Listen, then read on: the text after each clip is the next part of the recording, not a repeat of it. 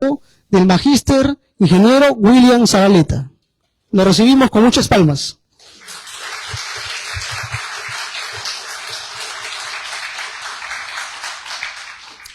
Señor capitán Cristian Anthony Rodríguez, expositor de este importante evento, estimado profesor José Romero Cieza, docente de la Facultad de Ingeniería Económica, estimados estudiantes y amigos egresados que nos acompañan el día de hoy.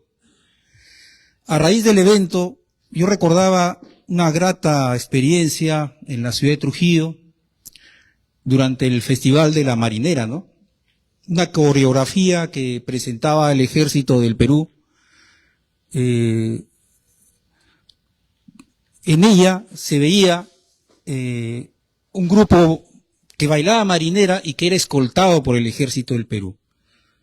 Y era una coreografía muy bonita, ¿no? Y el mensaje que daba esta coreografía era que una de las funciones del Ejército era precisamente proteger nuestra cultura, apoyar, ¿no? Y eso se me quedó grabado en la mente, ¿no? Y creo que en la medida que el Ejército y las Fuerzas Armadas cumplen esa función, ¿no? De dar las condiciones de seguridad para que en nuestro país la cultura se profundice, para que nuestro país avance hacia el desarrollo. Creo que en esa perspectiva el Ejército va a ir entroncándose cada vez más con la población. Entonces, cuando la universidad, el rectorado nos comunicó la tarea de realizar esta conferencia, me pareció interesante. Y es por eso que hemos puesto el mayor de nuestros esfuerzos para sacarla adelante. Dicho esto, yo doy la bienvenida a todos ustedes y a los expositores para esta importante conferencia. Muchas gracias.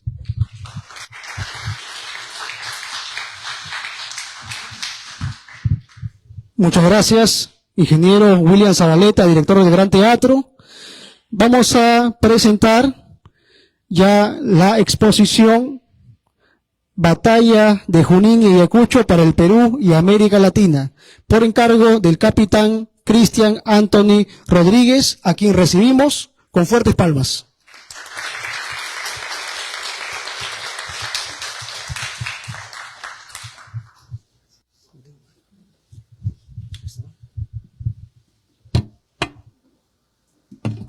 Tengan todos muy buenos días. Reciban el saludo del señor general del Ejército, César Augusto Briceño Valdivia, comandante general del Ejército, y también del señor general de la Escuela Superior de Guerra del Ejército, Escuela de Posgrado, ¿no? El señor general de brigada Juan Valverde Virgües. En realidad, para nosotros, como Escuela de Guerra y como Ejército del Perú, es loable y agradecemos la recepción que ha tenido la Universidad Nacional de Ingeniería, sobre todo en esta facultad, para poder llegar a ustedes y hablarles sobre dos acontecimientos importantes que han sucedido aquí en el Perú y que consolidan la independencia no solamente de nuestro país, sino de América del Sur. Es importante para nosotros difundir este tipo de eventos porque así podemos llegar más a la población y qué mejor que en la Universidad Nacional de Ingeniería. Entonces, no sé si empezamos, ¿sí?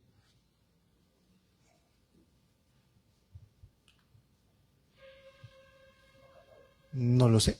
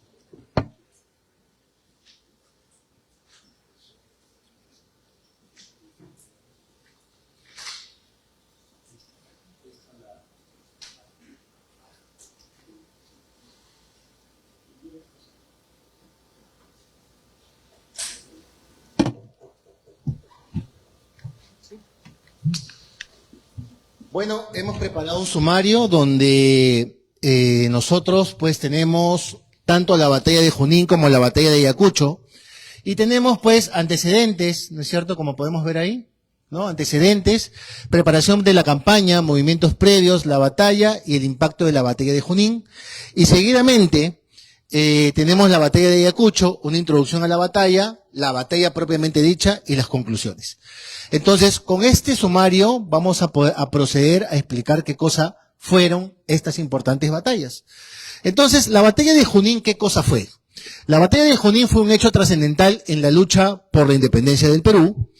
Significó un golpe decisivo al prestigio del ejército español, impulsando así la moral del Ejército Libertador del Perú, ese era su nombre. La victoria se obtuvo gracias a la iniciativa y el arrojo del soldado peruano. No olvidemos de la decisiva batalla y de el decisivo desenlace de unos hombres a caballo llamados húsares. Y esos húsares eran obviamente los húsares del Perú, que después fueron llamados húsares de Junín. Entonces, hemos preparado un video para que ustedes puedan ver qué cosa más o menos fue la batalla de Junín. Voy ahora, ¿no?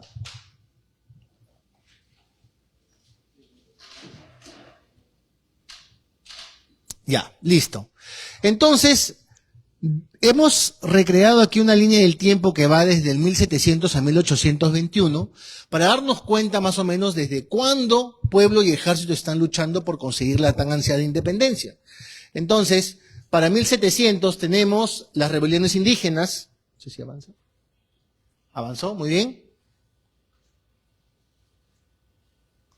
Ajá.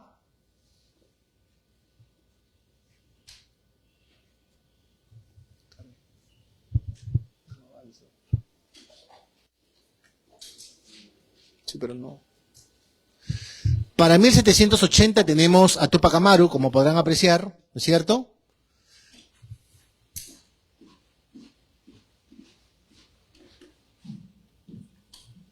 Tenemos para 1811 la rebelión en Tacna de Francisco Antonio de Sela.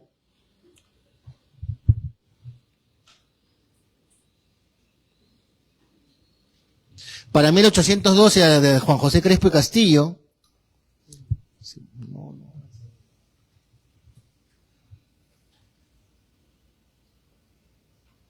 ¿No hay forma de salir y volver a entrar?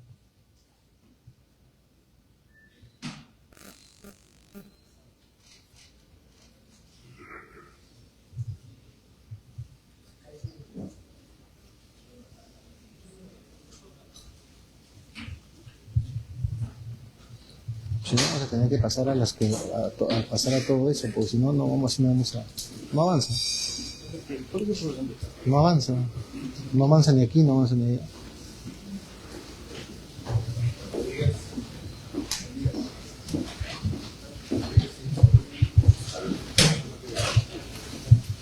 ¿Hay forma de que salgas y vuelvas a entrar?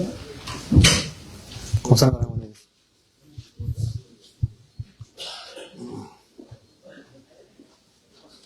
De forma de salir, al control suprimir, no sé, para volver a...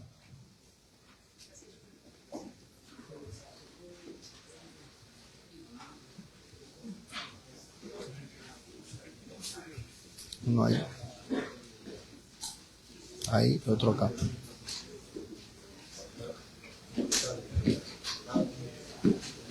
Acá. Uno allá. Allá delante del... No. Anda, por favor, a la línea del tiempo. Traductor, está aquí. No sale, no avanza ahí. No avanza ahí, no avanza acá. No, a ver, sigue. Otro. Bueno, ya les había dicho lo de Cela. Siguiente, por favor. No sigue, ¿ves? No tienes que salir y volver a entrar.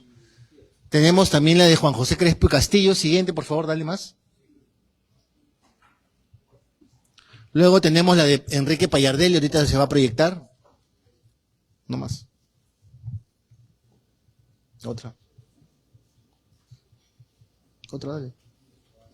2 veces, más.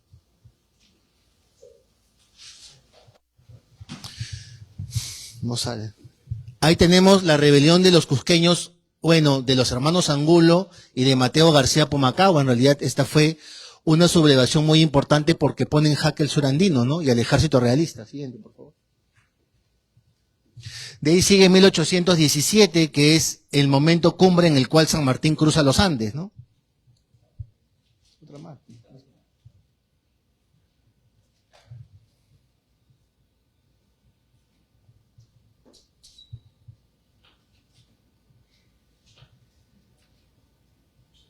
No sale la imagen. Bueno, ahí también tenemos 1820, José de San Martín desembarca en Paracas, cerca del puerto de Pisco. Esta es una excelente pintura, ¿no?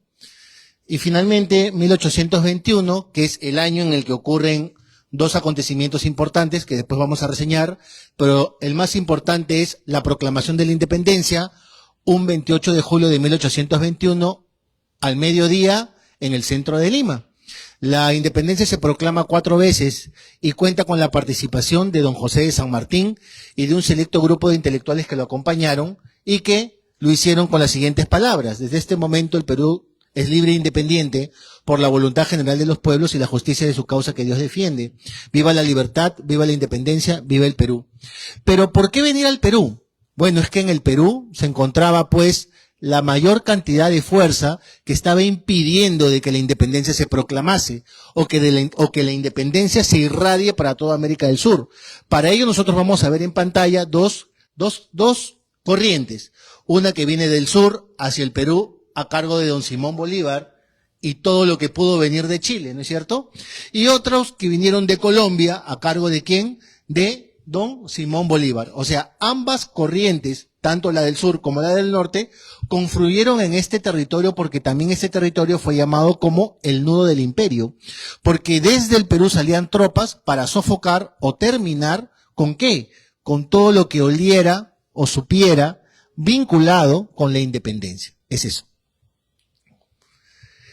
Para 1821, como ya les he dicho, no solamente tenemos a la proclamación de la independencia dada por San Martín, sino que para nosotros, Ejército del Perú, también se crea la primera unidad orgánica de nuestra institución, que es la Legión Peruana de la Guardia.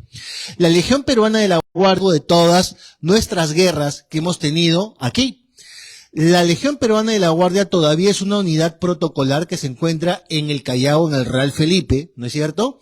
Y esta unidad tuvo una significativa participación en la independencia del Perú y se proclama justamente en agosto de 1821 y es obra de San Martín.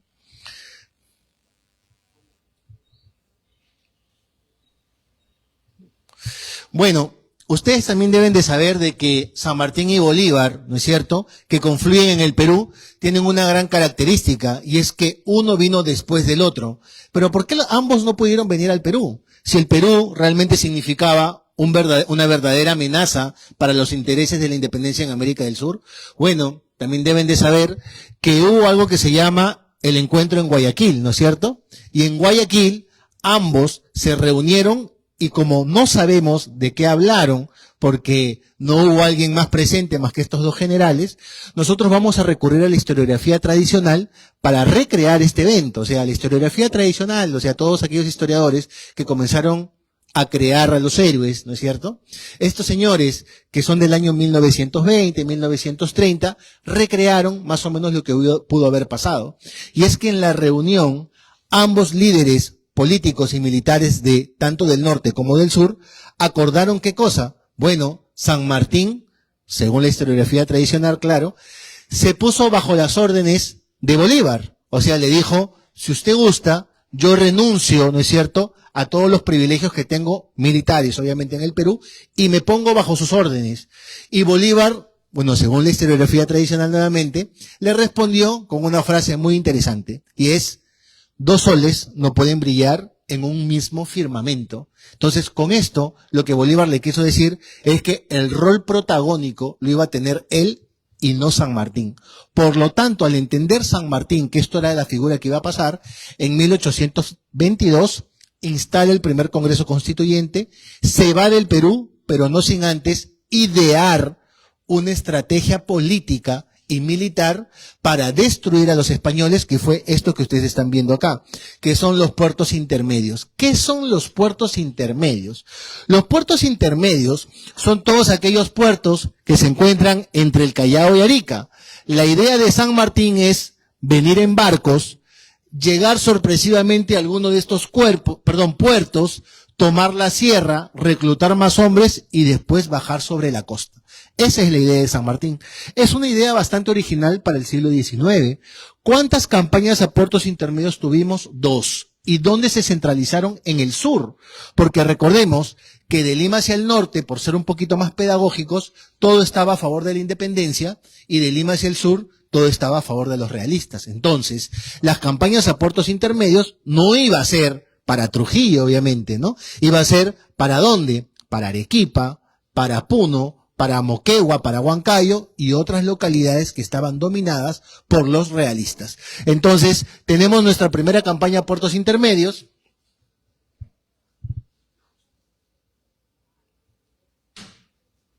Que está a cargo de Rudecindo Alvarado, siguiente por favor, que va del año 22 al año 23, o sea, de octubre de 1822 a 1823, y se dan cuenta, todo está centralizado en el sur. Y tenemos la segunda campaña a puertos intermedios, ¿no es cierto?, que va de mayo a octubre de 1823. Entonces, es muy difícil, ¿por qué? Porque teniendo en consideración que en estos territorios están dominados por los españoles, nosotros vamos a tener una famosa batalla que se llama la batalla de Cepita, donde vamos a ganar la batalla, pero ocurre algo, siempre hay un pero, ¿no es cierto?, que es que los ejércitos que están en el Alto Perú van a ir a reforzar a los recientemente derrotados, ¿no es cierto?, soldados y parte del ejército realista. Entonces, ganaron la batalla, pero como fueron reforzados, tuvieron que irse, porque los patriotas no tuvieron cómo reforzar nuevamente sus fuerzas. Entonces, prácticamente, la campaña Puertos Intermedios es entendido como una derrota, ¿no?, por más que hayamos ganado la batalla. Por lo tanto, ¿no es cierto?, se hace necesario la presencia de un contingente militar fuerte que pueda consolidar la independencia, no solo en el Perú, sino en América del Sur. ¿Por qué? Porque mientras en el Perú siga habiendo una fuerza realista fuerte, no se iba a poder consolidar la independencia en toda América del Sur e iba a ser una amenaza. Siguiente, por favor. Entonces, para ello, el 1 de septiembre de 1823 llega don Simón Bolívar, pero ¿con qué objetivo? El primer punto es preparar un poderoso ejército para enfrentar a los españoles. ¿Y dónde lo va a conseguir? Bueno, al norte, porque no va a ir al sur, ¿no es cierto? ¿Qué más? Buscar una batalla decisiva a través del ataque, que fue la batalla de Ayacucho.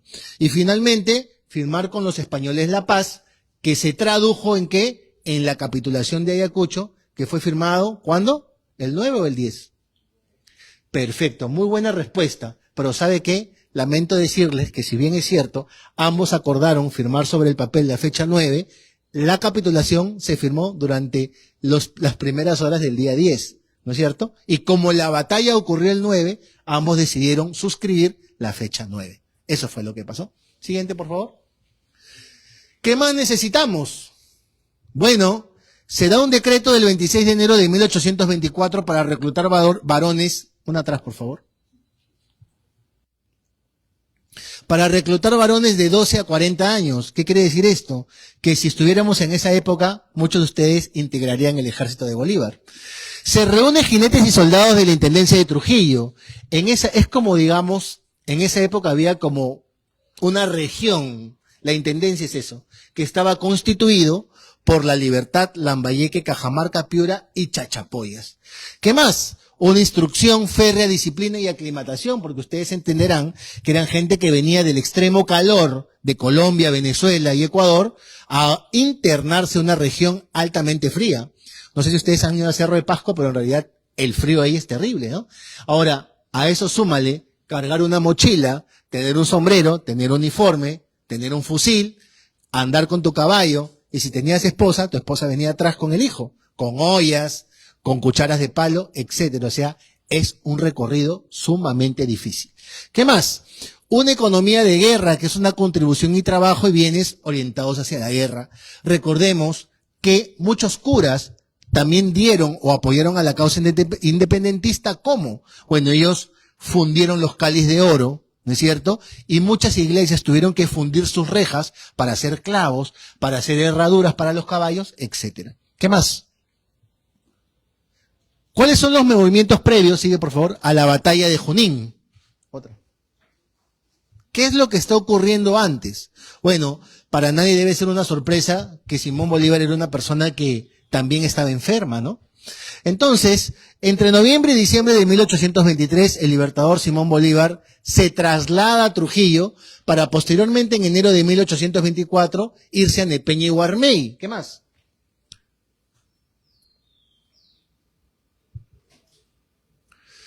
Luego se va a Pativilca, o sea, al norte de Lima, donde cae enfermo. Siguiente, por favor.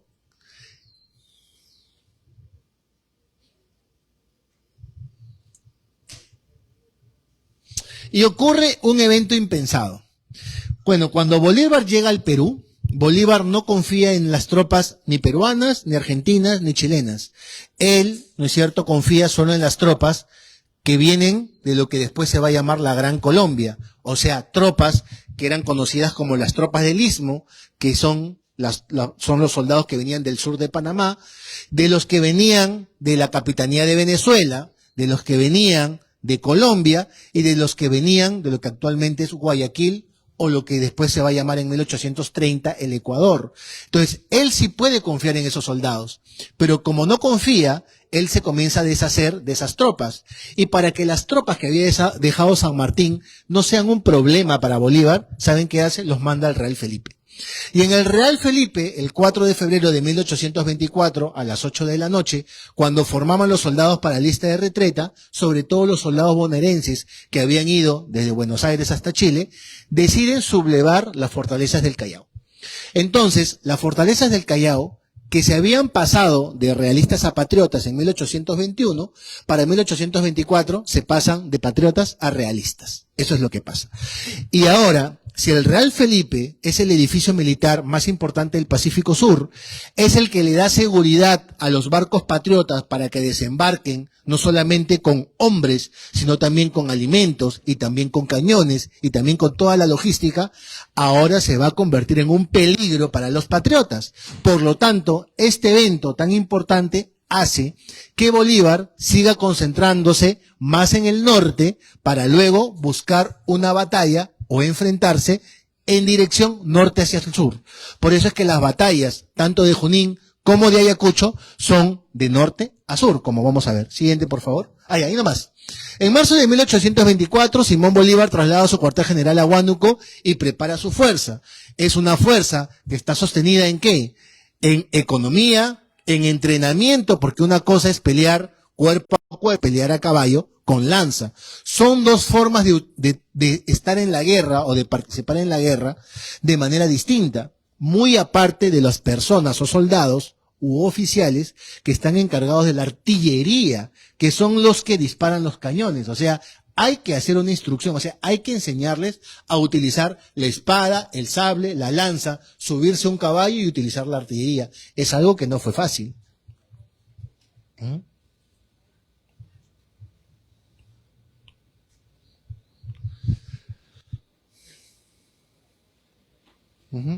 Dale otro más porque uno nomás para que cargue.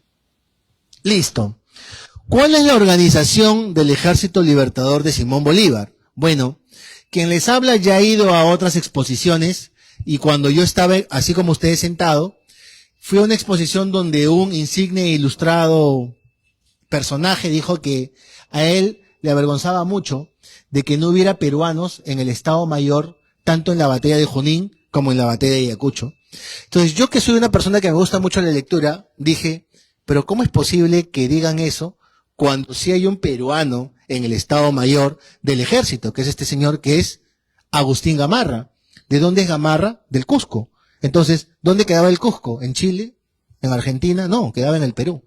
Entonces, en el Estado Mayor sí hay generales, ¿no es cierto? Sí hay oficiales peruanos dando su punto de vista sobre cómo enfrentar la guerra. Y para esto tenemos pues a Simón Bolívar en Junín, al jefe de Estado Mayor que era Antonio José de Sucre, al jefe de Estado Mayor de las tropas peruanas, Andrés de Santa Cruz, al jefe de los itinerarios del Ejército Unido, el general Agustín Gamarra, divisiones de infantería, cuerpos de caballería y sobre todo estos señores que están acá, que son los famosos montoneros, que son cuerpos a caballo, parte de la población, que casi siempre están informando, avanzando, retrocediendo o integrando las tropas que están, pues, evaluando si el ejército enemigo está cerca o está lejos. Entonces, estos son como un dispositivo de inteligencia que están continuamente informándose sobre cuál es el recorrido que tiene el enemigo. Ojo que hay montoneros tanto para el bando patriota como para el bando realista. Siguiente, por favor.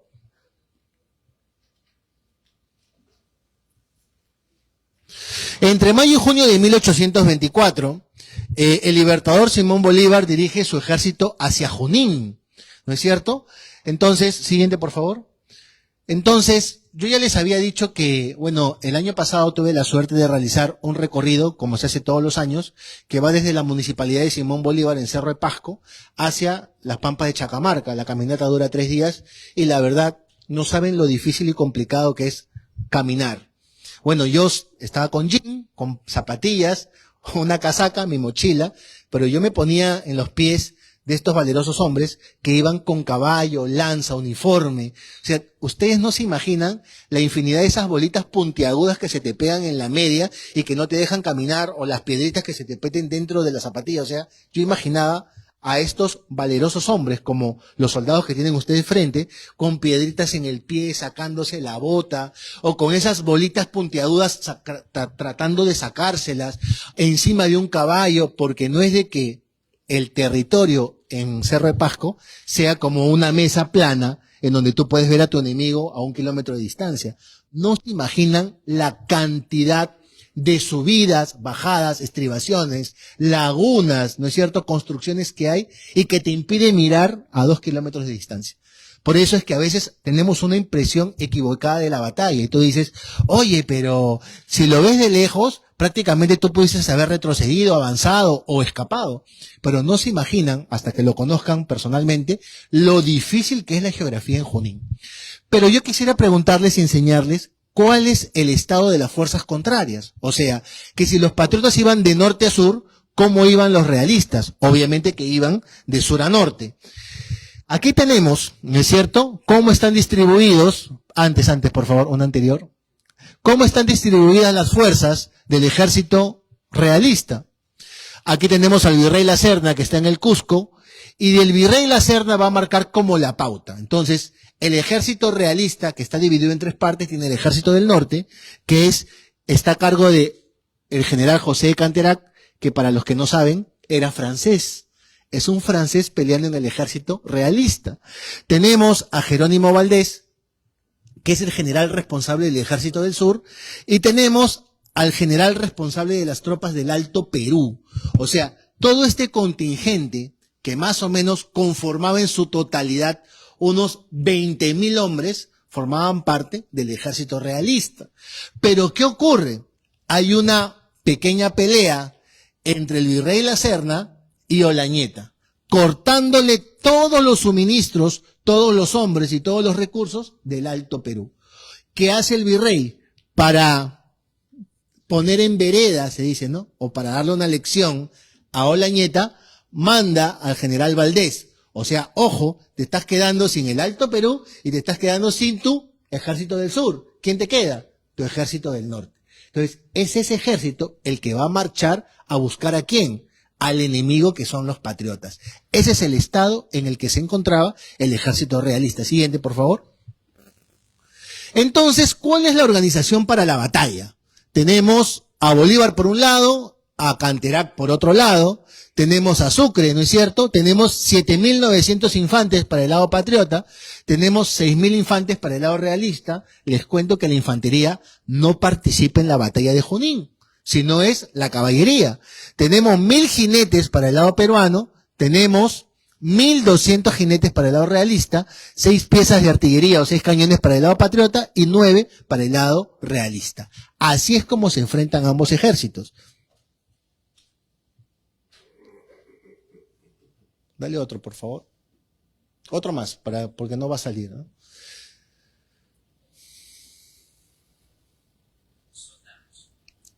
A ver. Este es el mensaje que le da Bolívar a las tropas y es importante que ustedes sepan ese vínculo que hay entre el comandante, que puede ser un general, un mayor, quien sea, a las tropas. Le dice así: soldados, vais a completar la obra más grande que el cielo ha encomendado a los hombres, la de salvar a un mundo entero de la esclavitud. O sea, él no se está refiriendo a otros oficiales, se está dirigiendo a la masa que va a pelear con él en una batalla. Soldados, los enemigos que va a destruir se jactan de 14 años de triunfo, son 14 años de guerra, ¿no es cierto? Ellos pues serán dignos de medir sus armas con las de ustedes que han brillado en 1000 combates.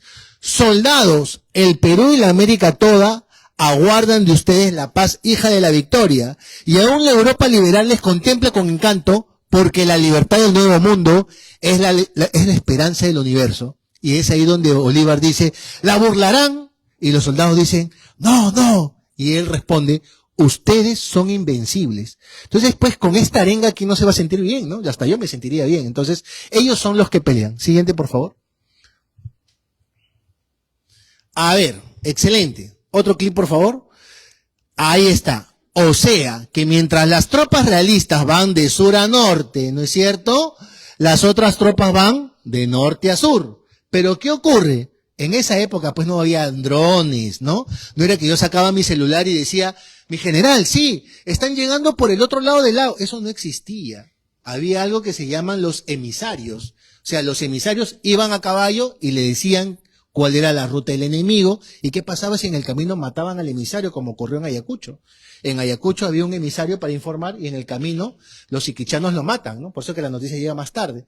Pero ahí, pues, cuando estos señores, los realistas, están llegando a Cerro de Pasco porque sabían que estaban los patriotas, le informan a Canterac que los patriotas ya están por el otro lado del lago Junín. ¿Y qué hace él? Regresa sobre sus pasos. Y cuando está por acá, divisa a lo lejos, ¿no es cierto?, que las tropas enemigas, estamos hablando de los realistas, que las tropas enemigas, o sea, los patriotas, tienen que pasar por un área geográfica muy limitada. Entonces, ¿cuál es el grueso de tu ejército? Tu infantería. No vas a mandar a tu infantería a pasar por ahí. ¿A quién mandas? A la caballería, ¿no es cierto? Entonces, la caballería forma en filita y comienza a avanzar en orden para que no se caigan, para que no caigan en el pantano. ¿Por qué? Porque también hay cerros, ¿no es cierto? Hay pantanos, hay estribaciones, hay mucha geografía.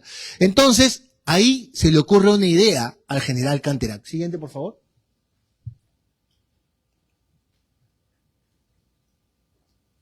Perfecto. Otro más. Entonces, ¿qué se le ocurre al general Canterac? Se le ocurre lo siguiente. Como estos señores van a pasar en filita por acá, yo voy a desplegar mi caballería, voy a envolverlos y voy a terminar para siempre con la caballería patriota, que es un dolor de cabeza. Siguiente, por favor. ¿Quién está a cargo de la caballería? El general Necochea.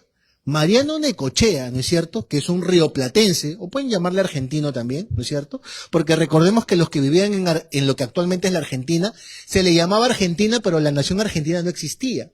O sea, los que venían de Mendoza, de Buenos Aires, de Jujuy, en esa época se le llamaban argentinos, pero la nación argentina no existía, recordemos, porque la nación argentina recién aparece en 1860, ¿no es cierto?, porque en aquella zona se sacaba un mineral que se llamaba el argentum, y la gente que venía de la tierra de donde se extraía el argentum, se le llamó argentinos.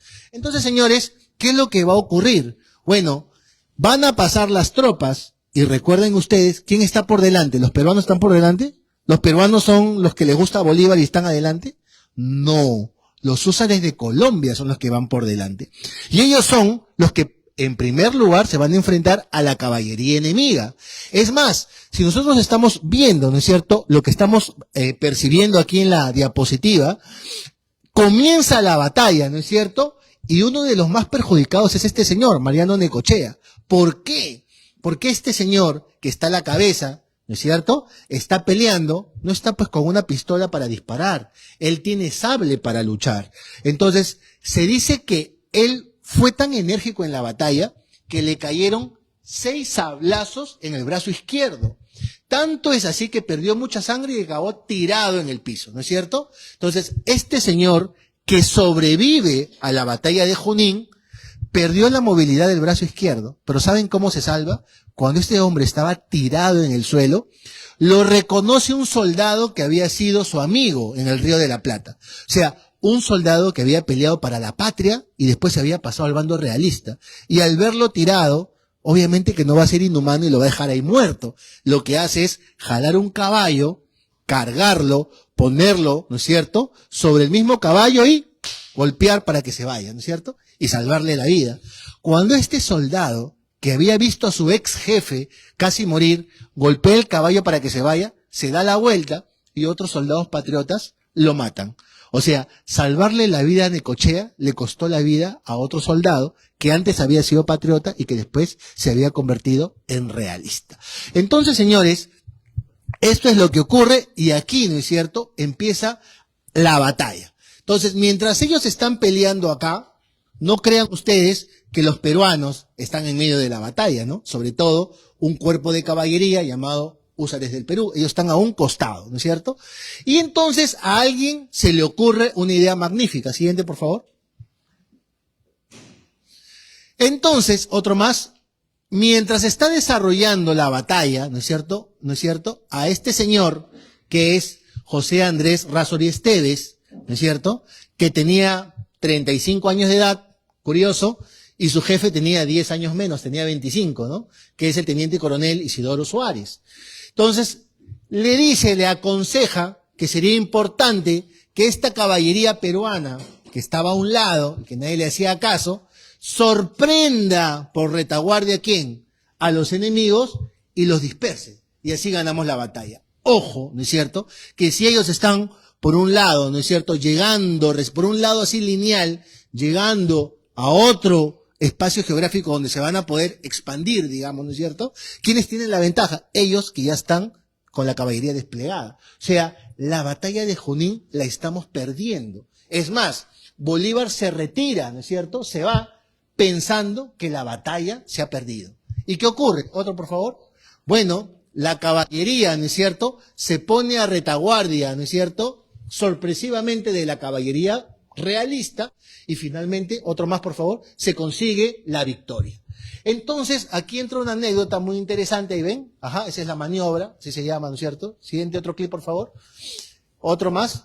Y se pone en desbandada a la caballería realista y se gana la batalla. Es más, cuando van a darle la noticia a Bolívar, Bolívar está sorprendido y dice, no voy a recibir a nadie. Llega el coronel Lucas Carvajal y toca la puerta. Quiero hablar con usted. No, es que no quiero hablar con nadie, hemos perdido la batalla. Mi general, por favor, no quiero hablar. Quiero que me reciba, por favor. Y se mete a la oficina de Bolívar. Le dice, ¿qué pasa? Mi general, no me digas, hemos perdido, ya lo sé. Hemos ganado. ¿Sabes qué hace Bolívar? Lo abraza. Y le dice, no lo puedo creer, ¿cómo así? Por la activa decisión de los húsares del Perú. O sea, estos hombres y mujeres también que están ahí acompañando, ¿no es cierto?, pero sobre todo hombres que son los que pelean, ellos, en quien Bolívar no confiaba, son los que dan este paso decisivo, sorprendiendo a la caballería enemiga, otro clip por favor, y transformando una derrota en una victoria. ¿Sí? Eso es lo que ocurre. Otro más, por favor. Varios. Listo. Entonces, esto es lo que ocurre en Junín, ¿no es cierto?, y como consecuencia de Junín, otro más por favor, tenemos pues un mensaje que dejó el teniente general José de Canterac, que yo les había dicho que no era español, sino francés. Entonces ustedes se preguntarán, ¿y qué hace un francés en el ejército español? Bueno, Canterac era de familia noble. ¿Y qué pasó en 1789 en Francia con la nobleza? Les cortaron la cabeza, ¿no es cierto? Entonces, la familia de Canterac escapó, ¿no es cierto?, al norte de España, y ahí hicieron que su hijo ingrese al ejército español. Entonces, es por eso que este francés españolizado, digamos, forma parte de tan importante oficialidad española, porque Canterac era la mano derecha del virrey La Serna. Entonces, ¿qué nos dice él? Parecía imposible en lo humano que una caballería como la nuestra, tan considerada, bien armada, equipada, montada, instruida y disciplinada, hubiese huido con tanta vergüenza de un enemigo sumamente inferior bajo todos los aspectos y que ya estaba casi batido. O sea, él lo que les quiere decir es que la victoria era nuestra, pero se nos fue de las manos, ¿no es cierto? Ese es el mensaje. ¿Qué más? Otro, por favor. ¿Qué es lo que nos deja Junín? Otro, por favor. Bueno, la batalla de Junín se decidió a favor del ejército patriota gracias a la determinación de los húsares del Perú, que después cambian de nombre. En honor a la victoria, el Libertador cambió de nombre al escuadrón por el de húsares de Junín. La victoria patriota elevó la moral y provocó una gran confianza en el nuevo ejército libertador, y la Pampa de Junín fue declarado santuario histórico el 7 de agosto de 1974. ¿Por qué? ¿Qué es lo que está pasando en 1974? Bueno, en 1974 se cumplen los 150 años de la consolidación de la independencia. ¿Quién era el presidente? Un militar que era Juan Velasco Alvarado, y él fue el que declara santuario histórico a las Pampas de Chacamarca, que es donde ocurrió la batalla de Junín. Y lo que están viendo acá es una condecoración que en 1828 se les entregó a todos los que pelearon en aquella batalla. ¿Sí? Otro, por favor. Porque no va a salir el video. Otro, no va a salir. Otro más. Entonces, con el antecedente de Junín tenemos la batalla ahora de Ayacucho, que va a ser un poquito más rápida, ¿no es cierto? La batalla de Ayacucho fue uno de los acontecimientos más memorables de la historia universal. Su resultado fue la culminación de una larga lucha por la independencia del Perú y de toda Sudamérica. Siguiente. Otro. Posterior a la batalla de Junín, el ejército de Canterac terminó diezmado y moralmente derrotado. El hostigamiento de los montoneros fue constante. ¿Y qué más? ¿Se acuerdan que les había dicho que el ejército español estaba partido, no es cierto? ¿Qué se logra? Bueno, el general Jerónimo Valdés consigue que Olañeta, que era el del Alto Perú, ya no se rebele más. O sea, lo hizo entrar en razón. ¿Qué más? Otro, por favor. ¿Cómo se van a enfrentar las fuerzas, no es cierto, para la batalla de Ayacucho? ¿Otro más? Ajá. Esto es, ¿no es cierto? ¿Y dónde está Bolívar? Bolívar ya no se encuentra en la organización de la batalla. ¿Por qué? Bueno, eso no lo voy a decir yo, ¿no? Yo imagino que cuando acabe la conferencia me lo van a preguntar, ¿no? Pero Bolívar no participa de la batalla de Ayacucho. El que participa es su mano derecha, que es el general Antonio José de Sucre, que era un general de división. En la actualidad, un general de división debe tener unos 54, 55 años. ¿Saben cuánto tenía de edad Sucre para esa época? Tenía 29 años y era un general de división, ¿no? Entonces, tenemos por un lado al general Antonio José de Sucre, tenemos al virrey La Serna en persona, ¿no es cierto? Porque se acuerdan que ya una vez que se gana en Junín, todo el ejército baja.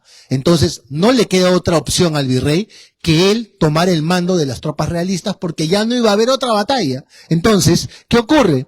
Bueno, tenemos al jefe de Estado Mayor, que es el general Agustín Gamarra, que les había dicho que es un cusqueño. Tenemos al teniente general José de Canterac, que era el jefe de Estado Mayor por el otro lado. Tenemos divisiones de infantería, cuerpos de caballería. Tenemos 5.780 infantes. Acá ellos tenían 5.876, pero con la recluta que hicieron, ascendieron a 9.320. Tenemos 900 jinetes, 1.030 por el lado realista, una pieza de artillería y 11 para el lado realista. Y ellos son los que se van a enfrentar, ¿sí? Este es el dispositivo, así lo llamamos nosotros, para enfrentarse en la batalla. Es más, el ejército realista toma las alturas, ¿no es cierto?, del territorio que es el Cerro Condorconca, y de ahí comienzan a bajar, porque definitivamente el ejército patriota no iba a subir al cerro, ¿no es cierto? Entonces, ambos se enfrentan en un territorio que se llama, según los documentos, las Pampas de Ayacucho, y que hoy conocemos como Quinua Pampa, ¿no es cierto?, o el distrito de Quinua. Pero en esa época los documentos no lo describen como Pampa de la Quinua, sino como Pampas de Ayacucho. Así es. Siguiente, por favor, vamos a ser más rápido, ¿sí? Ajá, otro más, por favor.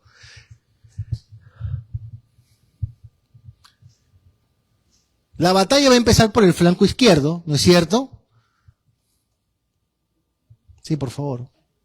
Después va a ir por el lado derecho, o sea, no es que va primero el lado izquierdo, después derecho, todo es simultáneo, más rápido, por favor. Dale clic, varios clics. ¿No es cierto? Participa José de Canterac hasta que finalmente el virrey en persona, José de la Serna, ¿no es cierto?, decide participar de la batalla. Entonces, hace poco, la Fundación BBVA, ahí nomás, hizo una publicación muy importante de un soldado peruano llamado Juan Basilio de Cortegana en 4 tomos. Juan Basilio de Cortegana quiso escribir una historia del Perú y la hizo en un manuscrito bastante grueso, bueno, mejor dicho, en varios manuscritos. Y la Fundación, para 2021, si mal no recuerdo, publica la transcripción de todos estos tomos, y ahí la parte que es más rica es la de la independencia porque él participa. Entonces, cuenta Cortegana que, porque él está en la batalla, que había un soldado muy enérgico, su nombre es Pantaleón Barahona, que dice que ve a un hombre muy bien vestido sobre un caballo blanco y decide ir tras él. Entonces, dice que lo comienza a hostigar con una lanza, saca un cuchillo, lo bota del caballo y justo cuando está por matarlo, ¿no es cierto?, otros oficiales le dicen, ¡alto, no lo mates! ¿Por qué? Si es un enemigo. Es el virrey La Serna. Entonces, imagínense, ¿no?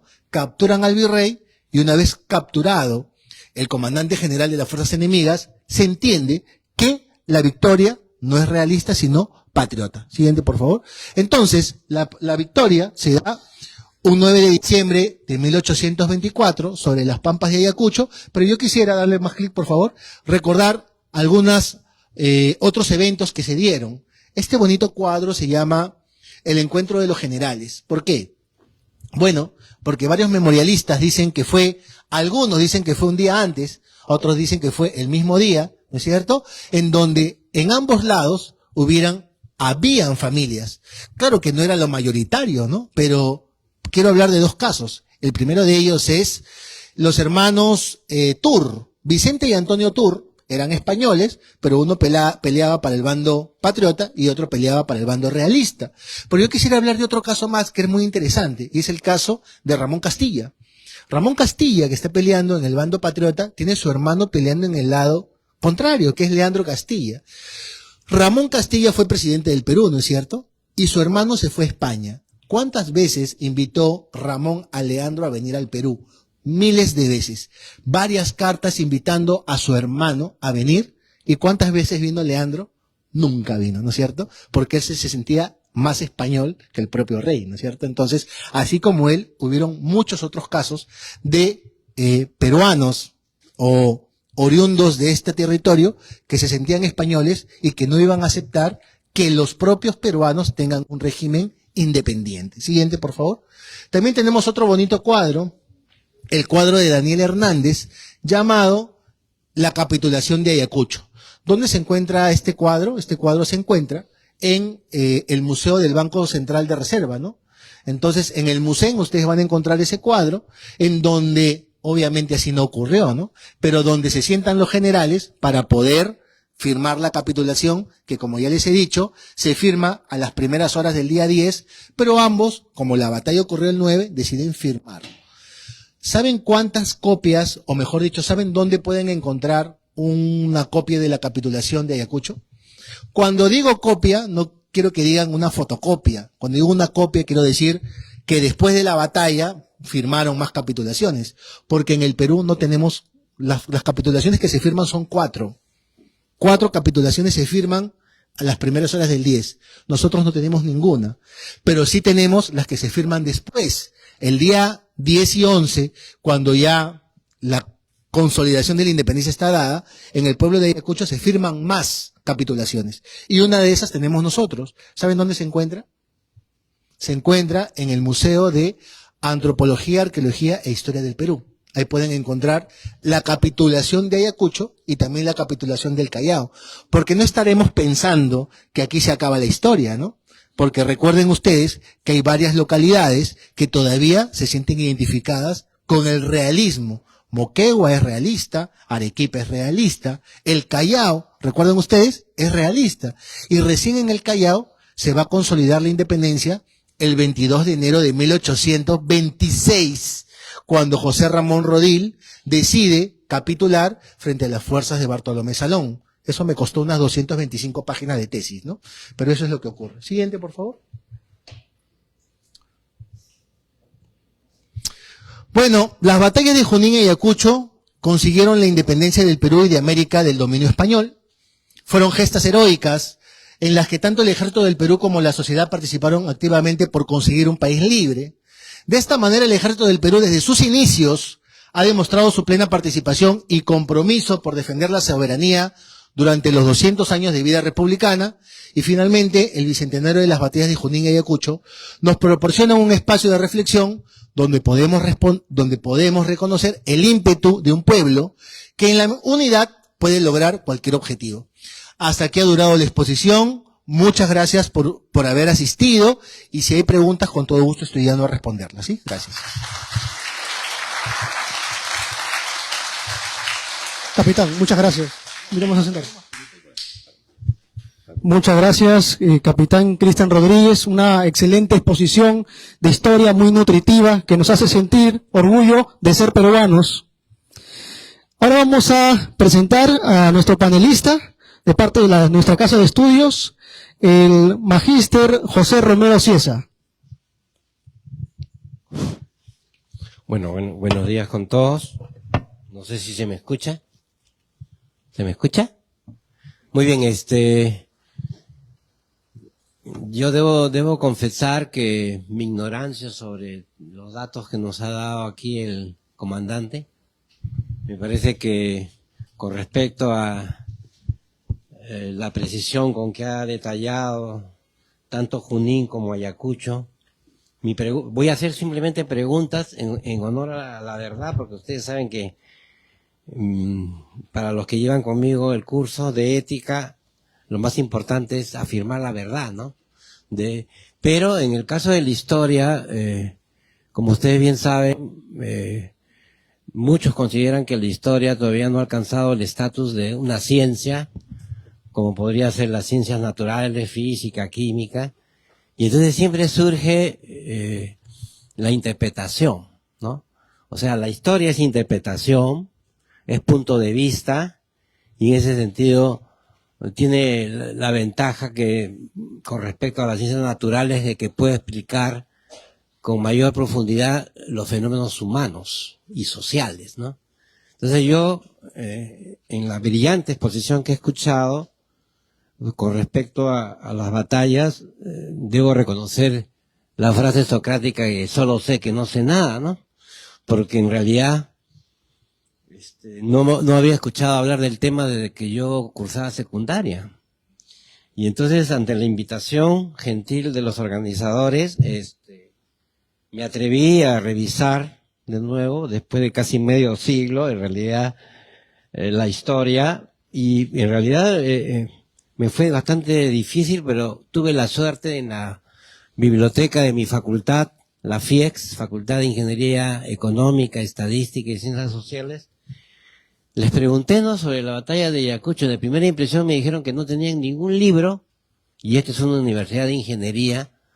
De repente alguien podría pensar que no deberíamos tener libros de historia, pero siendo peruanos y sintiéndonos algunos patriotas, en realidad era injustificable, ¿no? Así que yo les exigí a los bibliotecarios que buscaran mejor, y en realidad que no pusieran pues en los registros simplemente batalla de Junín y Ayacucho, ¿no? Sino que pusieran historia del Perú. Y afortunadamente apareció ahí este libro voluminoso en varios tomos de Rubén Vargas Ugarte, reverendo padre, ¿no? Donde dice el título Historia General del Perú, editor Carlos Mía Batre, tomo quinto. Bueno, de aquí, de ese día hasta hoy, no paro de leer sobre eso, pero les confieso que para mí, como no soy historiador, en realidad me ha sido bastante difícil. Yo encuentro más bien que algunas figuras que habría que destacar, ¿no? Por ejemplo, la figura del mayor organizador militar que, según los expertos, ha sido Bolívar, ¿no? la figura de Bolívar es decisiva, ¿no? Y justamente el comandante había explicado de que hubo un encuentro primario, ¿no? O sea, en Guayaquil, para que Bolívar tomara la posta, ¿no? No se sabe qué ocurrió ahí, de qué conversaron los generales, pero la frase que dio él a entender es que no pueden haber dos soles en un mismo espacio, ¿no? O en un mismo territorio. Pero a mí me parece, siguiendo los conocimientos sobre filosofía política, que me parece que hay datos de que San Martín de alguna manera tenía ciertas ideas monárquicas, inclusive estaba en la búsqueda, ¿no?, de un monarca europeo para que pueda llegar aquí a seguir un tipo de gobierno que al parecer en Europa ya había sido superado, ¿no? Nosotros sabemos que después de las monarquías, una vez hecha la Revolución Francesa, surge la República, ¿no? Y Bolívar, que es justamente un venezolano cuyos padres, agricultores, ellos le envían a estudiar a Europa, ¿no? Y ahí recibe la influencia, pues, de Juan Jacobo Rousseau, el ginebrino, y Bolívar se empapa totalmente de la ideología republicana y es uno de los más grandes avanzados en estudiar justamente a los ilustrados franceses, ¿no? Llámese Rousseau, Montesquieu, Voltaire, ¿no? Entonces, yo podría decir que Bolívar es un ejemplo de militar culto, porque en realidad él tiene una ideología, y es que con esa ideología él decide tomar este proyecto de vida de liberar su patria primero y luego Sudamérica, ¿no? Entonces habría que, en este caso, destacar la figura de Bolívar, ¿no?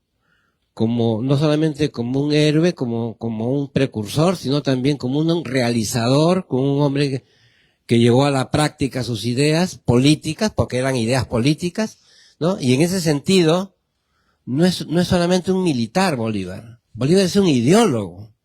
Y ahí están las cartas que él manda y envía a sus lugartenientes. Justamente el comandante nos hizo ver de que había Olañeta, el general o mariscal Olañeta, ya no apoya a los realistas, porque él es un realista, pero que ya no los apoya, y en ese sentido se puede ver ahí también la capacidad de negociación que tiene Bolívar, porque este es un punto a favor. El desgaste de las fuerzas realistas se debe que al interior de ellas también hay fracturas, ¿no? Indecisiones, cosas muy humanas que Bolívar sabe aprovechar para su favor, y es por eso que el ejército realista está mermado en la parte del Alto Perú, ¿no? Y no recibe el apoyo total, ¿no? Entonces, en ese sentido, Bolívar es un estratega que aprovecha muy bien la coyuntura política, ¿no? Y ahí están las cartas que prueban los elogios y los halagos que le hace a Olañeta, ¿no? Y en ese sentido, habría que considerar todas estas cualidades, todas estas capacidades que tiene Bolívar para organizar la batalla decisiva, que en realidad no fue una, sino fueron dos, ¿no?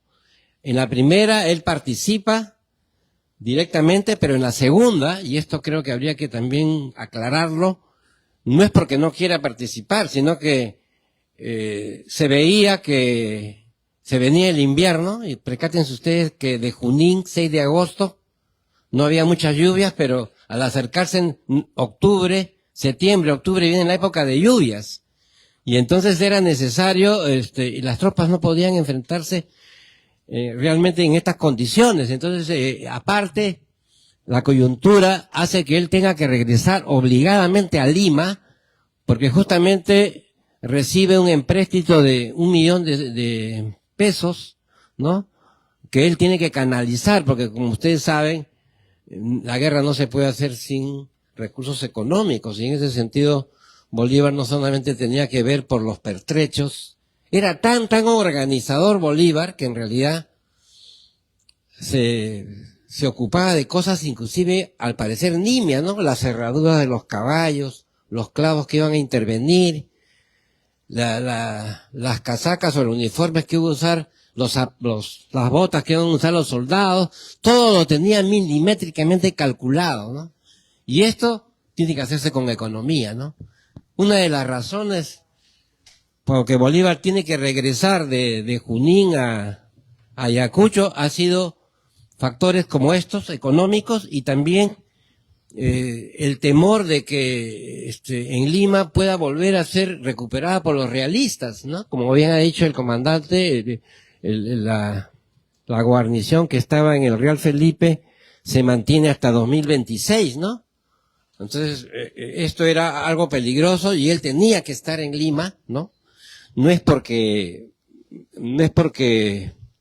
él haya decidido simplemente abandonar la guerra. Él ha sido el artífice porque en realidad Sucre era su segundo, mejor dicho, es también venezolano Sucre, ¿no?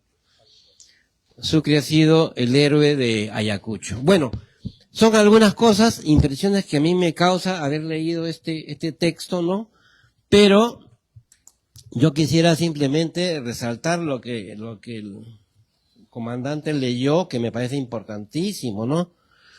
Bolívar salió de Huaraz a mediados de junio, ¿no? Por Olleros y Rocuay, y llegó a Baños, dice, y este punto pasó a Jesús entrando en Huánuco hacia el 24 de dicho mes.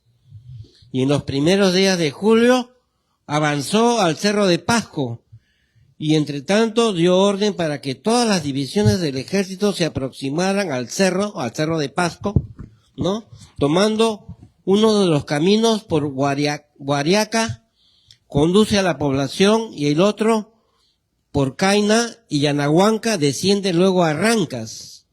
Y es en este lugar, a 9 leguas de Pasco, pasó revista el 1 de agosto a las tropas colombianas, y al día siguiente hizo otro tanto con las peruanas. La impresión que produjo en su ánimo el estado de estas tropas fue excelente. Su proclama lo revela, y vuelvo a repetir la proclama, ¿no?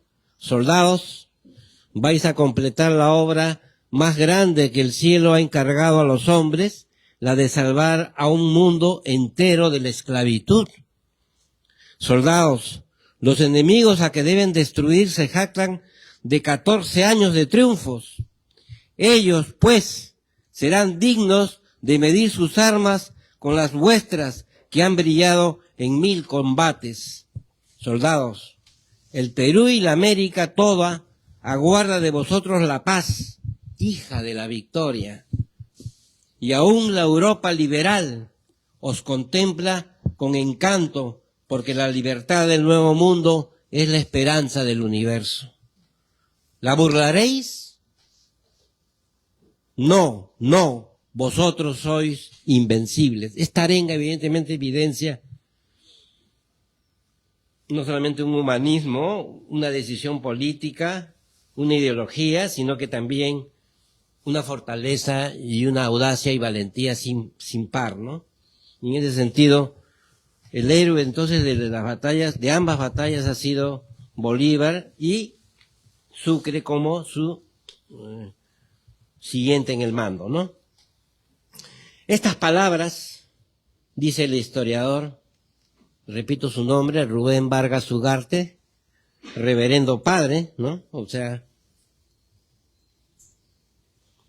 yo traté de buscar, de repente, apelando a la idea de nacionalidad y de nación, a nuestro mejor historiador en el Perú, que ha sido Jorge Basadre. Sin embargo, Basadre nos habla mucho de la nación, el nacimiento de la República, pero lamentablemente no habla muy poco, o casi nada, sobre las batallas de Junín y Ayacucho, ¿no? Entonces, en ese sentido, habría que seguir indagando. Bueno, nos ha dado también un último dato de una publicación del 2021-2022, pero nosotros tenemos que seguir indagando acerca de lo que verdaderamente ocurrió, ¿no? Otra de las cosas que se señala en el triunfo de Junín fue la de la participación de el sargento mayor, creo que era Errázuriz, ¿no? Errázuriz, como ustedes saben, y lo hemos escuchado, dio una contraorden, o sea, al parecer no dijo la verdad, ¿no? O sea, le dieron la orden de abandonar el campo de batalla, de la retirada. Sin embargo, él varió la orden y aconsejó a Suárez, si no me equivoco, yo no manejo muy bien el nombre de los comandantes, aconsejó que atacara, ya es tiempo de atacar, mi coronel, y sin embargo, cuando terminó la batalla y lograron el triunfo, ¿cómo puede haber un triunfo que se funda en la mentira, no? O sea, bueno, porque claro, la disciplina militar tiene que cumplir con sus fueros, ¿no? Una orden se debe respetar, y esto para mí siempre ha sido un enigma, ¿no? Que a pesar de que haya habido esto, se haya perdonado, ¿no? A Errázuriz, y si le considera pues un héroe nacional, ¿no? Y en ese sentido, hay muchas cosas en estas dos batallas donde podemos rescatar no solamente la presencia de un ejército confederado como era el del Ejército Libertador, un ejército que estaba formado por varias naciones, y también la participación peruana fue determinante, no tanto en el campo del ejército peruano, sino también mayormente los ayacuchanos, ¿no? Los guantinos inclusive participaron, pero en las filas realistas. Ese es otro gran enigma que tendríamos que aclararnos, y tendríamos que ver entonces que hay cosas que son verdaderas en los hechos, pero también hay cosas o enigmas que hay todavía por descubrir, y esto nos trae a consecuencia de que sin las batallas de Ayacucho y Junín no hubiéramos fortalecido nuestra república. O sea, a mí me parece que el mayor valor de estas batallas es haber empoderado, ¿no?, la idea de patria y la idea de nación. Bueno, el tiempo se me ha cumplido. Yo les agradezco mucho su participación y muchas gracias.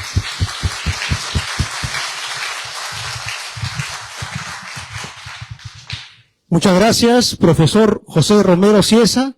Vamos a pasar a las preguntas del público. Por favor, preguntas con un tiempo de 2 minutos.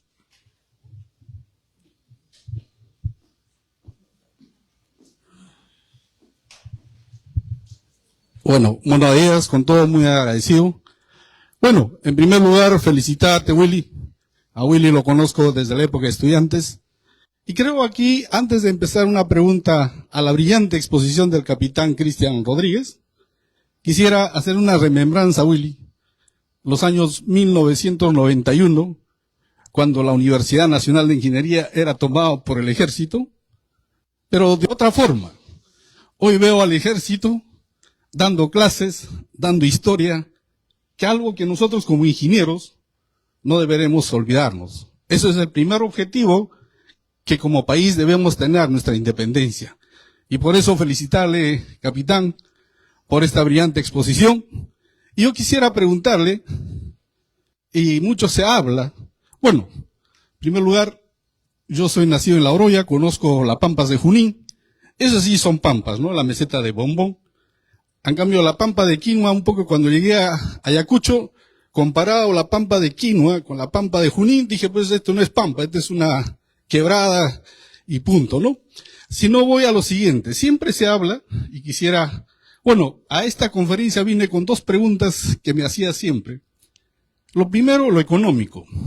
Un ejército para financiarse necesita economía.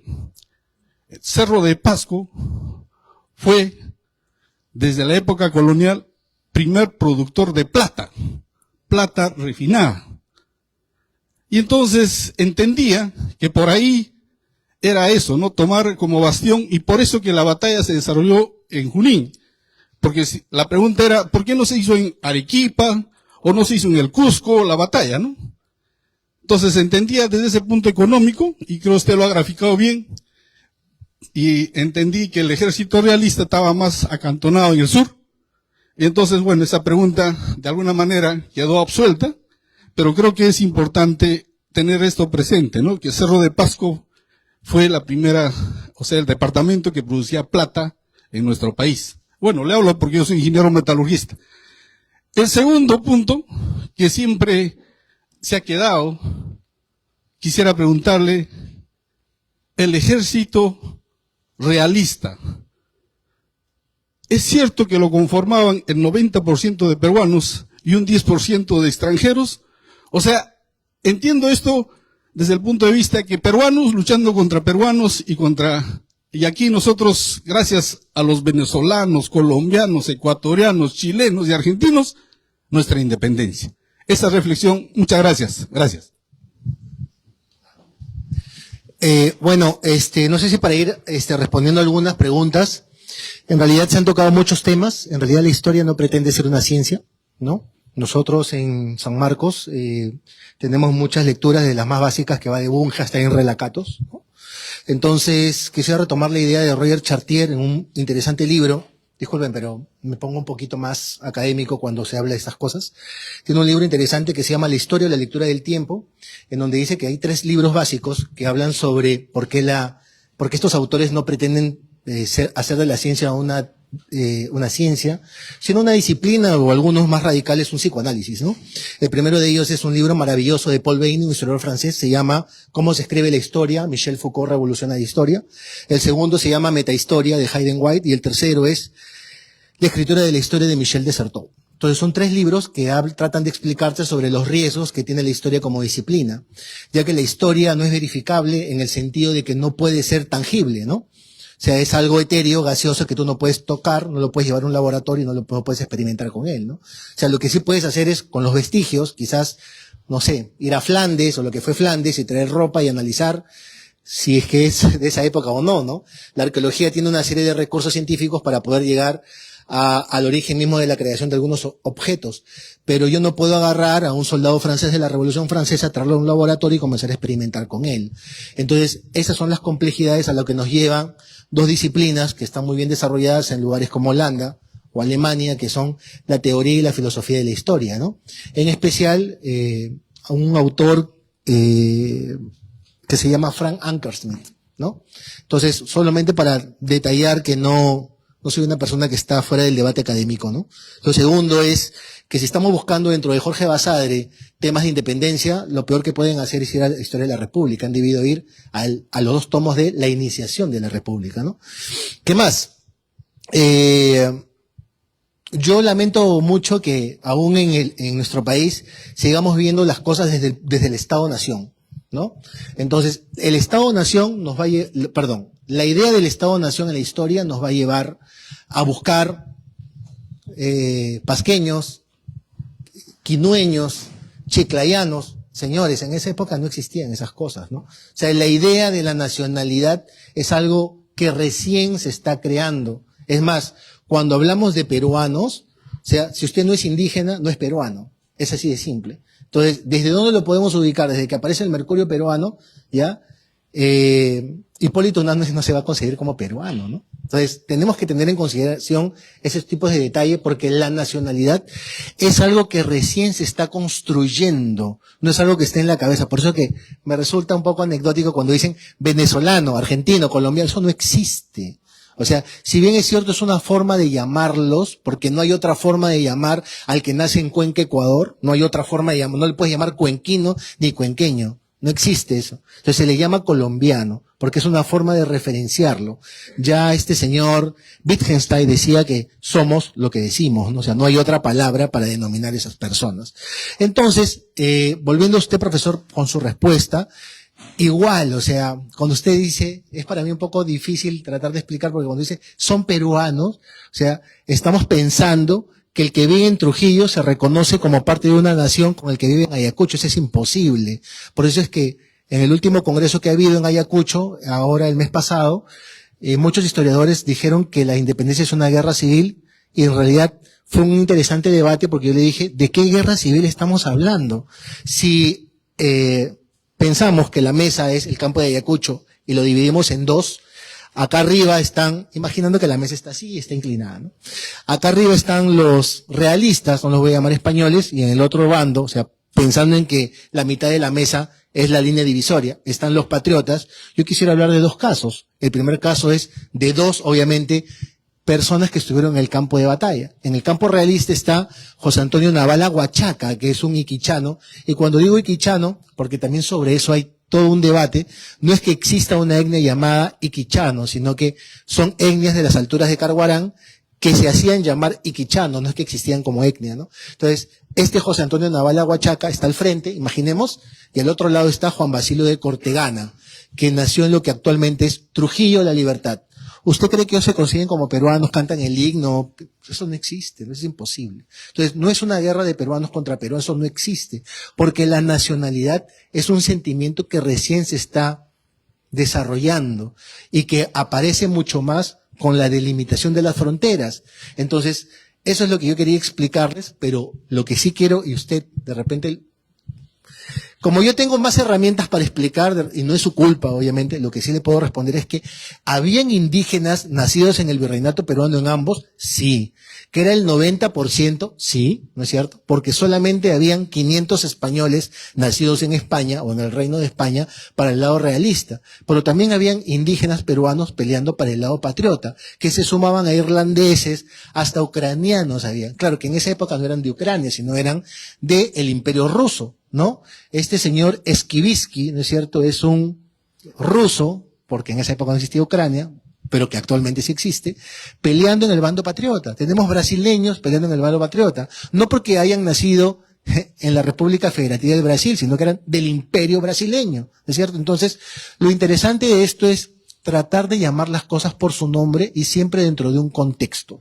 Entonces, yo les sugeriría leer un bonito libro que es un libro de cabecera para mí que se llama Lenguaje, Política e Historia del historiador inglés Quentin Skinner. Él forma parte de lo que se llama el giro contextual, por ejemplo, ¿no? Entonces, él te dice, por ejemplo, que cuando Rousseau y Montesquieu escribieron sus libros, ellos no lo escribieron pensando en que iba a haber una revolución y que iban a convertirse en los bestsellers de estos ideólogos, sino que tenemos que analizar a los autores desde el momento en que conciben la idea de escribir el libro. Otro ejemplo, de repente un poco más cercanos a ustedes. Karl Marx estaba pensando en escribir un libro como el Manifiesto Comunista para hacer la Revolución Rusa. La idea que tiene Marx en sus últimos, o sea, soy una persona que ha leído también, ¿no? O sea, Marx en los últimos escritos donde habla sobre el modo de producción asiático y otros, él no está pensando que la revolución se va a realizar en el país más pobre de Europa. Él está pensando que va a ocurrir en el país más rico de Europa, que es donde se van a agudizar las contradicciones, ¿no? Entonces, no sé si hasta ahí tienen alguna otra pregunta, porque si no vamos a pasarnos hablando de otras cosas, ¿no? ¿No? Profesor. Sí. Antes que otra pregunta, quería hacer algunas, solamente algunos comentarios de la temática, ¿no? Bolívar, como usted dice, quiso hacer una cosa, perdón, San Martín hizo una cosa a medias, poner un protectorado, y que ese protectorado creo que estaba conversado con España, y Bolívar era muchísimo más radical, ¿no? Y en ese sentido, estamos de acuerdo, eso es indudable. Pero Bolívar tampoco no era un santo, ¿no? Porque incluso al Alto Perú se crea un país y le pone Bolivia para poner su nombre, ¿no? Los españoles tampoco a las buenas han salido, y se tuvo que hacer inclusive la guerra de 2 de mayo de 1866, ¿no? Para sacarlos de completo por acá. Bueno, luego también, tan libertador que eran San Martín y Bolívar, no dieron la libertad a todos los negros, ¿no? El que da la libertad a todos los negros, inclusive, se sabe que es Castilla, ¿no? La parte económica es importante porque tanto Francia como Inglaterra, que en ese momento eran las potencias más progresivas, apoyaron económicamente, pues, por lo bajo, por lo alto, a los libertadores, ¿no? Lógico. Bolívar también es interesante que tiene unos escritos que habla también de lo que Estados Unidos iba a hacer más adelante y que era un peligro, ¿no? Y también es un creador, ideólogo de la que todos los países latinoamericanos teníamos que unirnos. Eso es importante también, ¿no? Pero no son santos, como vuelvo a repetir, porque tampoco eliminaron el impuesto a los indios, ¿no? Ninguno de los, cuando ellos prácticamente han digitado al gobierno que llegó. Hay otra cosa también importante que dijo y me auno a lo de eso. Los montoneros ayacuchanos en Ayacucho, muchos de ellos habían sido de grupo de Almagro y se habían ido a las alturas, hasta hablaban quechua, se habían olvidado el español, pero eran rubios, de ojos verdes, y lucharon por la independencia, porque estaban en contra de Pizarro y contra de la corona española, ¿no? Ellos han sido uno de los más grandes, libertadores, ¿no? O sea, no todo es la raza, ¿no? También es la vivencia y todo. Y José Carlos Mariatti tiene razón cuando dice que verdaderamente hemos pasado de España, esa vez de Mariatti era Inglaterra, y yo diría, después de Inglaterra ha venido algo Francia, pero después ha venido Estados Unidos, ¿no? Somos colonia de Estados Unidos en la práctica, ¿no? Y por otro lado, Bolívar desmembró el Alto Perú para hacer Bolivia, porque parte del él era el Alto Perú. Luego, Mariatti dice en muchos casos que cuando hay la llamada independencia, en el fondo, en muchos casos, para los indios que quedaron con la explotación feudal todavía, hasta algunos indios, sus antecesores extrañaban lo mejor que trataban los mismos españoles a los criollos, que después no eliminaron el impuesto indígena y siguieron con una explotación feudal a los campesinos de acá. Ok. Gracias. Listo. Bueno, para responderle, señor, le agradezco por la pregunta. ¿Usted es profesor? ¿Sí? ¿Cómo está, señor?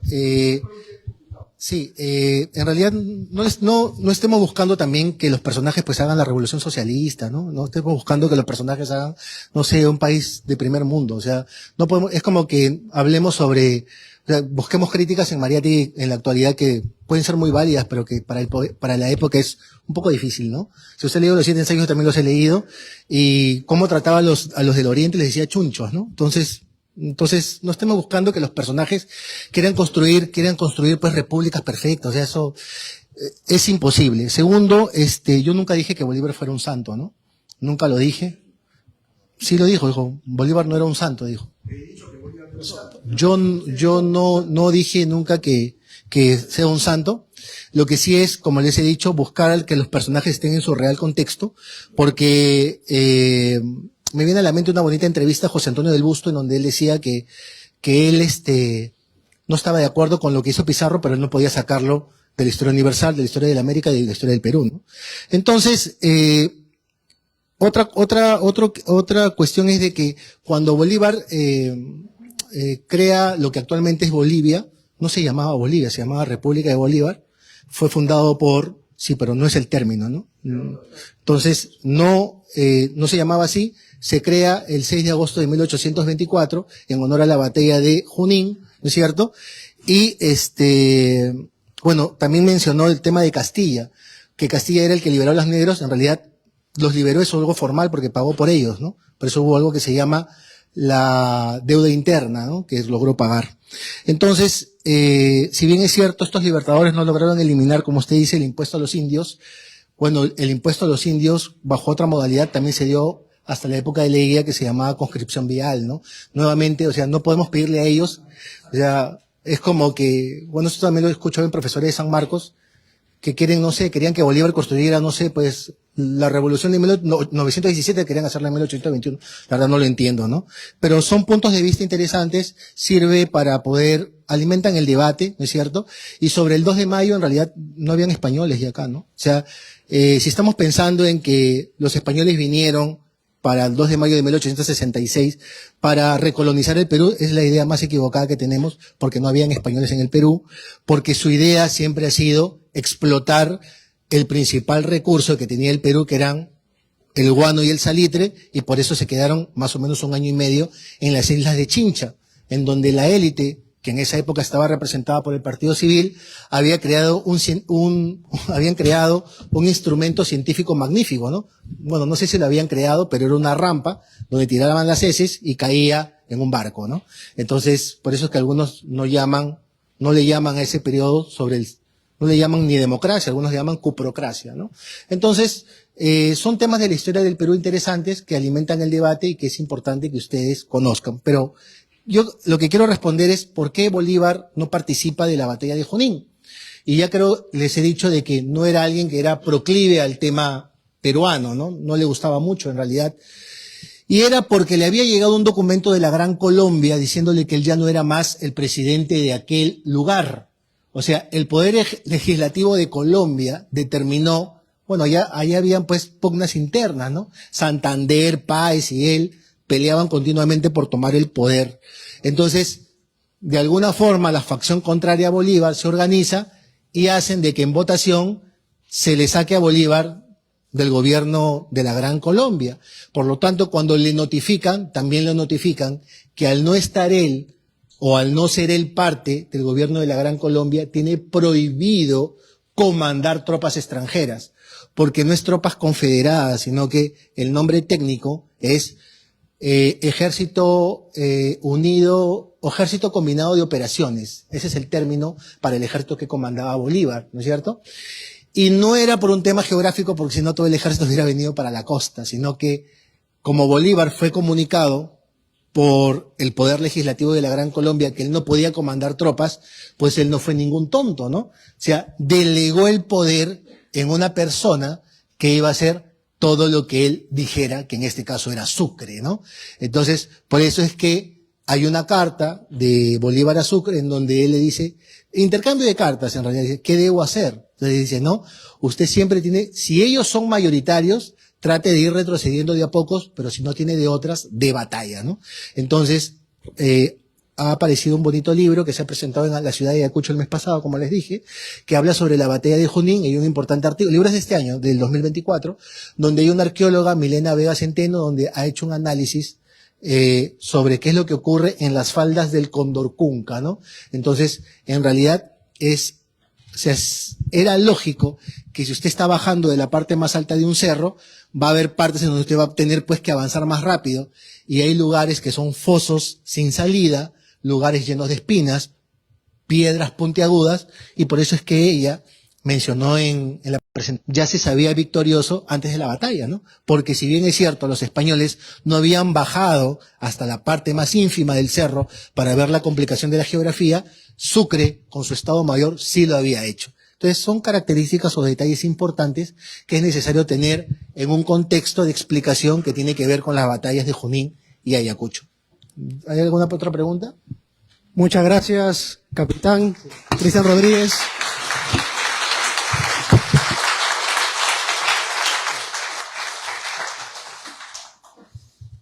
Muy nutritivas las preguntas y las respuestas del capitán. Vamos ya con el cierre de este evento. Vamos a recibir al representante, comandante del director de la Escuela Superior de Guerra y la Escuela de Posgrado. Por favor, comandante. Fuertes aplausos, por favor.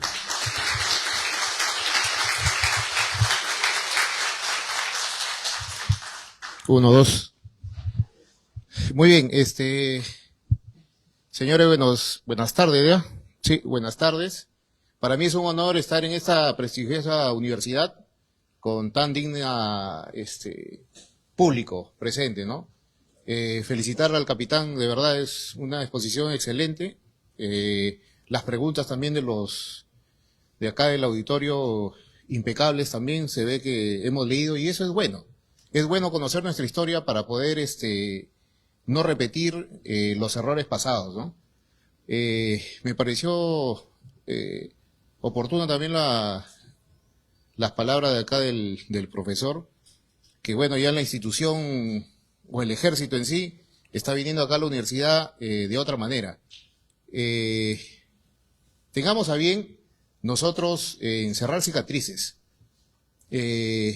Nuestra institución, el ejército, ha ido evolucionando seguramente en el paso de los años, en la preparación, y ustedes vean en la institución, en sus Fuerzas Armadas, una fuerza aliada, una fuerza amiga.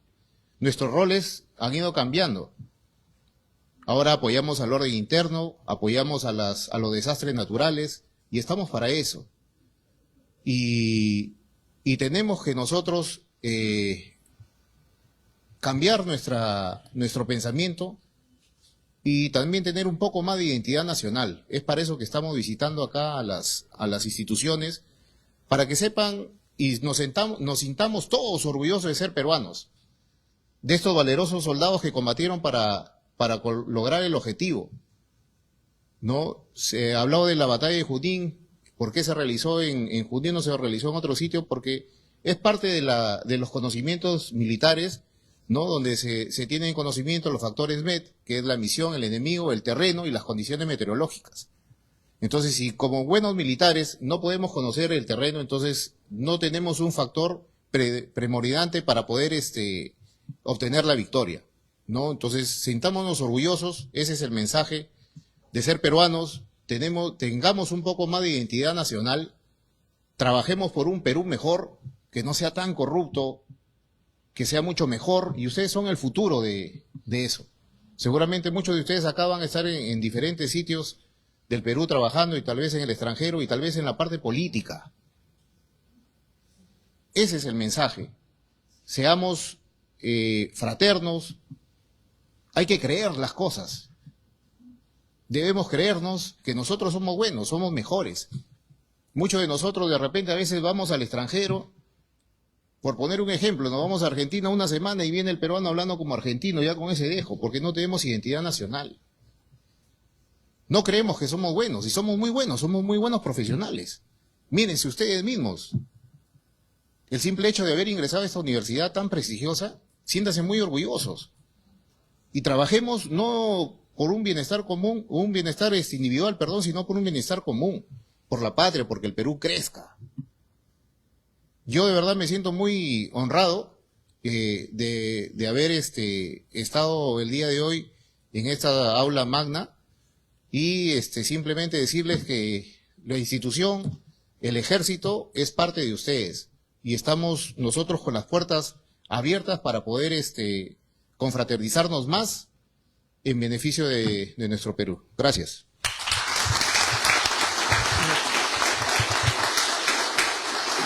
Muchas gracias, comandante. Vamos a ingresar a la foto protocolar. Nos ponemos de pie el auditorio, por favor, y la mesa de honor nos acompaña acá. Sí, acá, profesor. Acá. La mesa de honor acá, por favor, profesor. Pedro.